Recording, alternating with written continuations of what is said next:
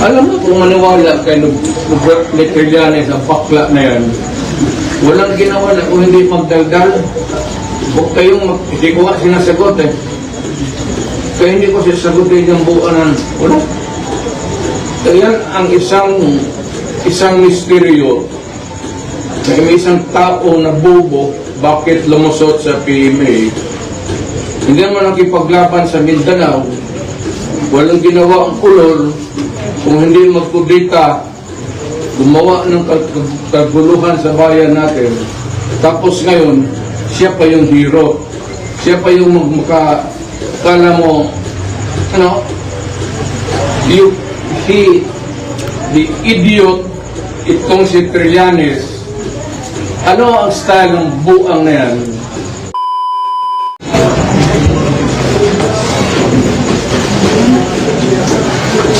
Bong. Bumatay ko din lang pa. Kaya sa ulan na ito. Kaya parang mamatay na yan. Pero 100 years old. simple lang pa. Sunugin mo. Living mo ako. Para sa nanay ko. Kremito. Alam mo, baka ninyo, mayroon ang tao karon. Nakamakbon mo, mayroon ang tao.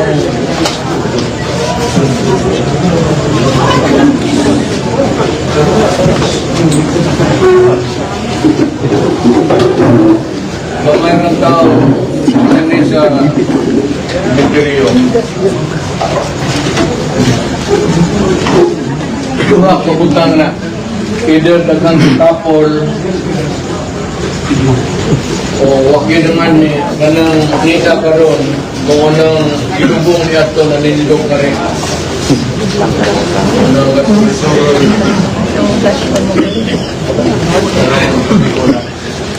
Okay, hindi na. May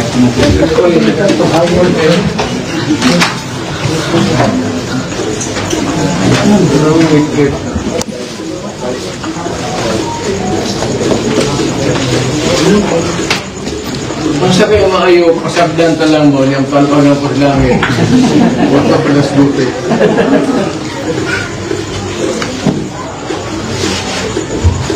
O, sige, ang sipakutan na, para makulit na mo. Mayor, nabitin ka sa Senate hearing. Kung sa pa yung gusto yun? Wala man mabitin, pero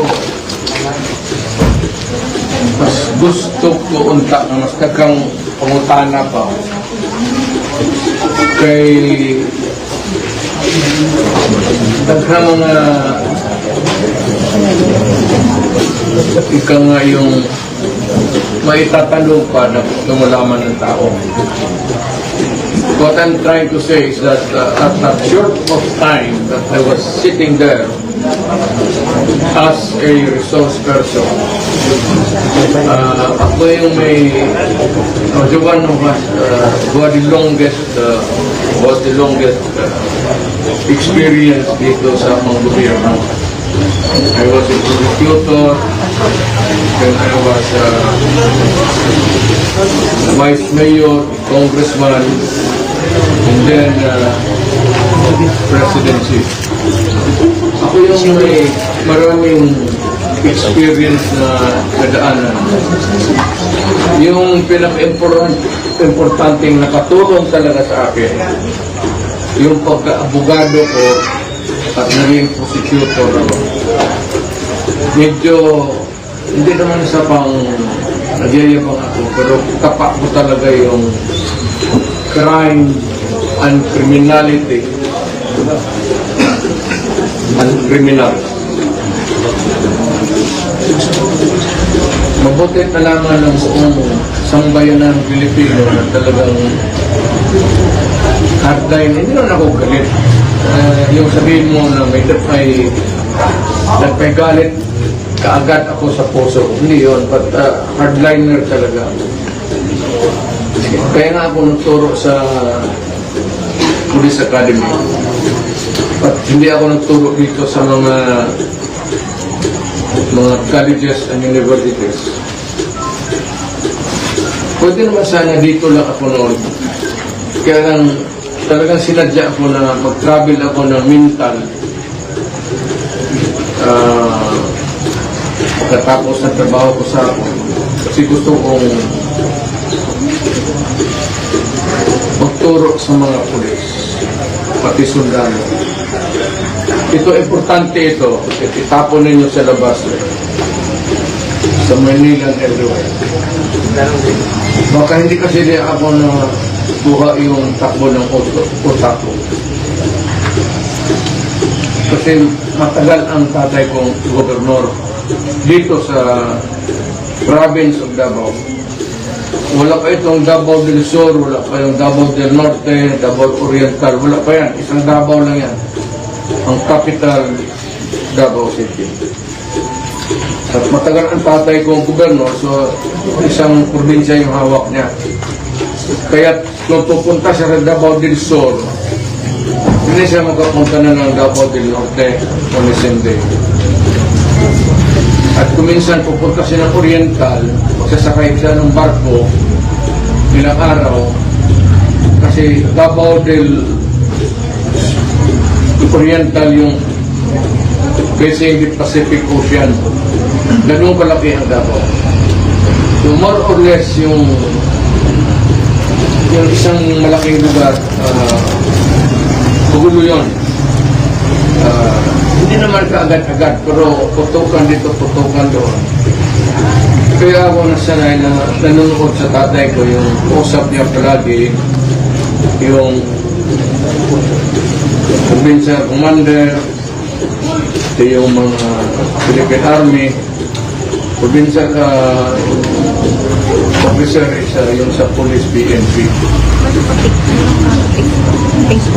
Kaya marami akong input sa buhay ko. So galit talaga ako sa... Hindi ako galit sa isang tao na. Galit ako sa lahat.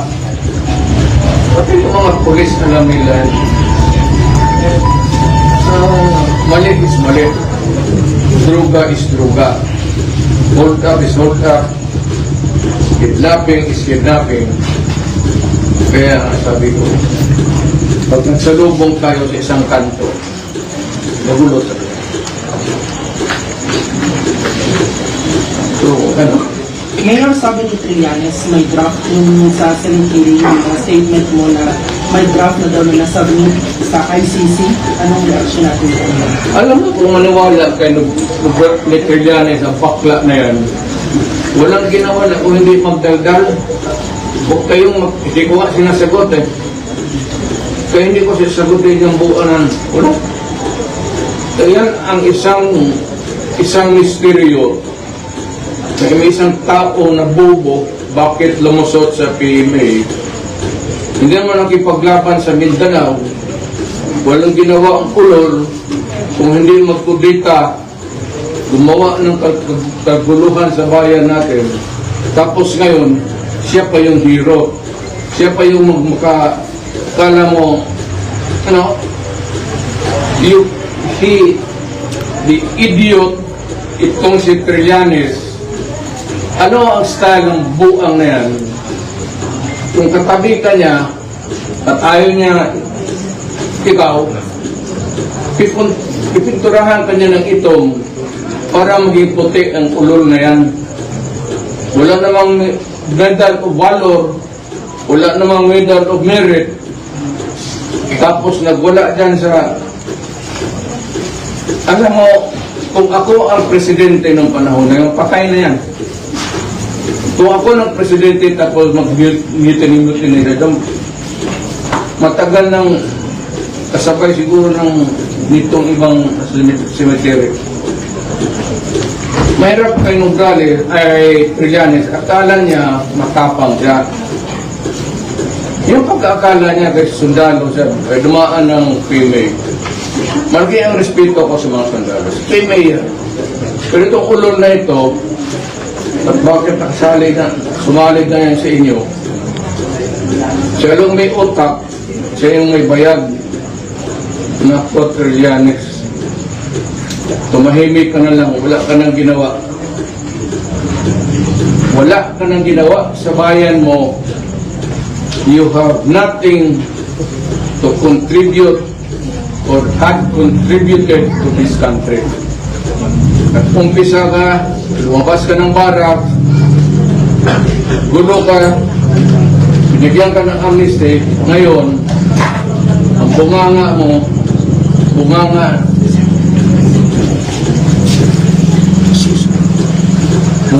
keke. Kala mo na sundalo, tangin.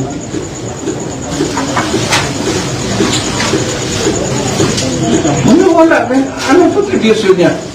Anong nagawa niya sa Pilipinas para kung magsalita ka ng hero? What have you contributed to this country? May nahatid ka ba ng kapwa mo Pilipino na pobre na ihatid mo sa ospital? Nalagaan mo? Nagpakain ka ba dyan sa mahirap ng tao sa Manila? Hindi ka nga kilala sa Caloocan tapos gusto kang...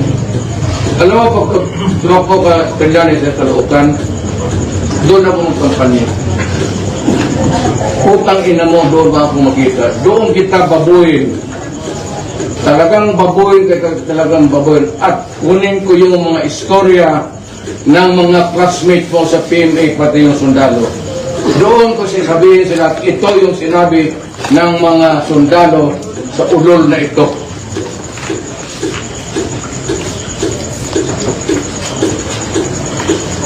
Ang problema nito, ang misteryo natin is kung natuli ba itong animal na ito.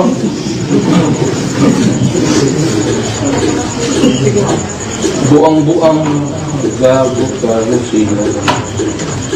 Mayor, ngayong All-Souls Day, bali, ano po ba ang mensahe niyo sa inyong parents considering ang mga nangyayari ngayon sa inyo?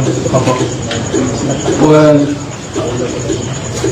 maybe sa langit, no, I'd like to assume or presume na sa langit ng tatay pa din nanay. Kita naman nila ang at malapit na rin ako. Tanda na ako.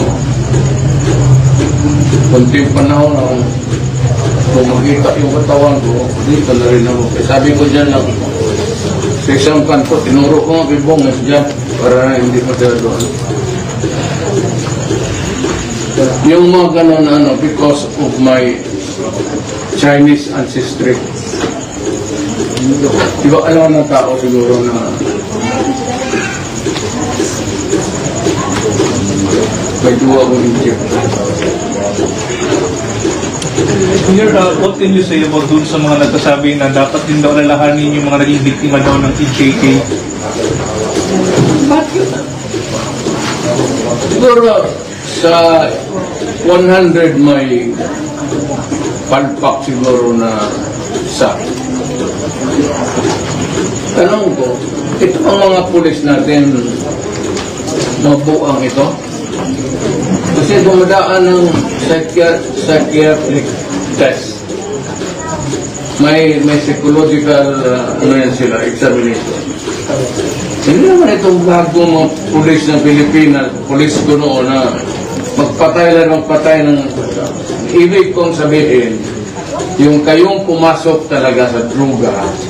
Hindi lang sa droga, hindi alam ng Pilipinas. Nung bago akong mayor, maraming kidnapper, hold upper.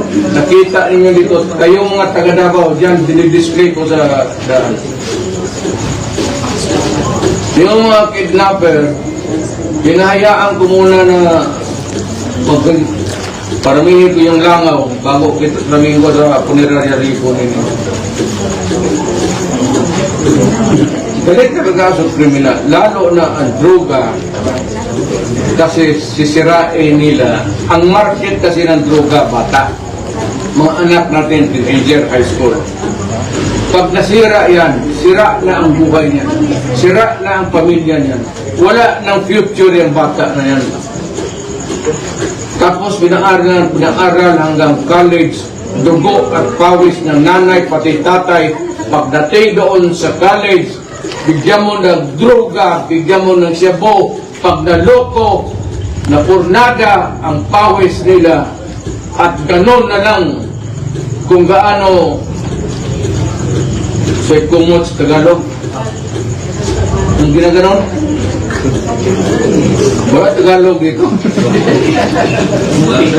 Yung kinakrampol. Ganon lang.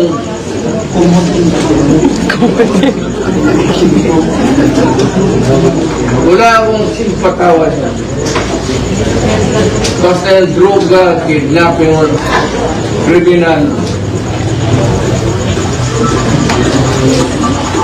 Huwag natin pag-usapan, alam na dito sa daki. Kayo nandito ngayon, nakikinig kayo, pati sa likod ko, nakikinig ngayon dyan.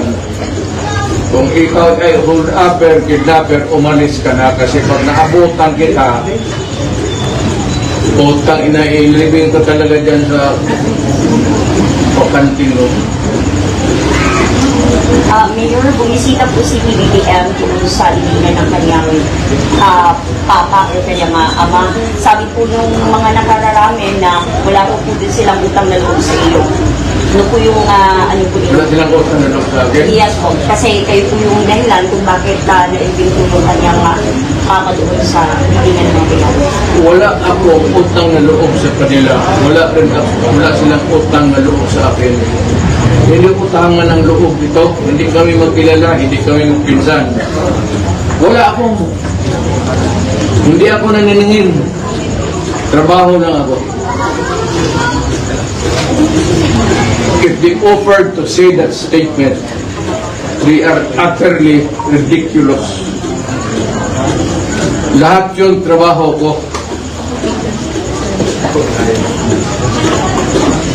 Mayor, aside dun sa mga biktima ng hijacking, nananawagan din ng hustisya ang pamilya ng mga pulis na nag-ano ng war on drugs. Yan na nga. Ang mahirap nito, mga ganitong human rights, tinitignan nila yung patay na tao dyan, sabihin mong biktima ng ano, higit. E paano yung mga pulis ko, mga sundalo ko? Ayan, nakalibin din dito banda. Paano yan? Paano yung mga sibilyan? At paano yung mga pamilya dito sa Pilipinas na nasira ang buhay nila dahil sa droga? Kayo mga durugista, talagang papatayin ko kayo. At kayong taga Davao, alam ninyo,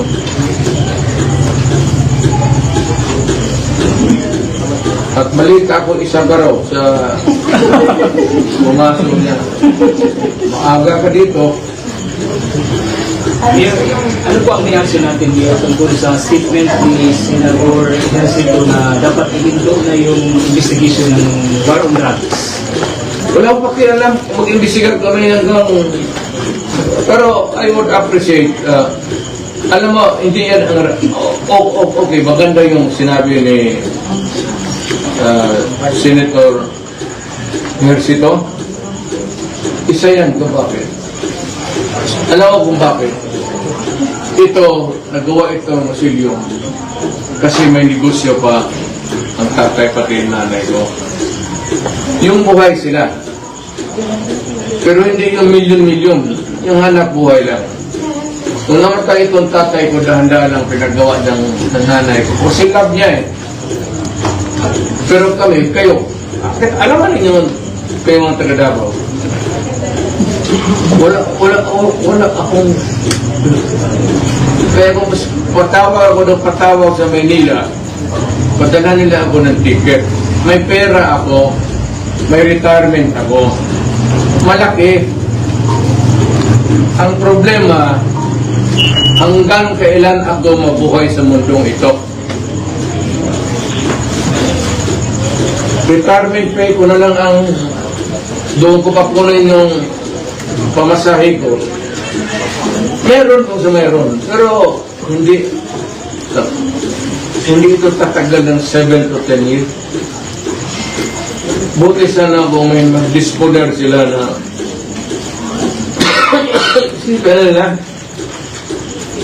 hindi lahat ng tao na opisyal presidente ng Diaman sa Nakaw. Alam nito yan. Mayor, nabanggit niyo po na hindi enough yung time doon sa Senate hearing. Bali, ano pa po ba yung mga bagay na gusto niyo pang ma-open or ma-discuss doon? Basta gawin ng gobyerno, hintuin ang nasa gobyerno yan, hintuin hindi yan droga. Kasi yan talaga ang una. Masisira ang bayan natin yan. Kawawa ang next generation. Yung nag-high school, pati mag-college. Huwag na masyadong nasa media kasi alam ko, turugit ka kayo lahat.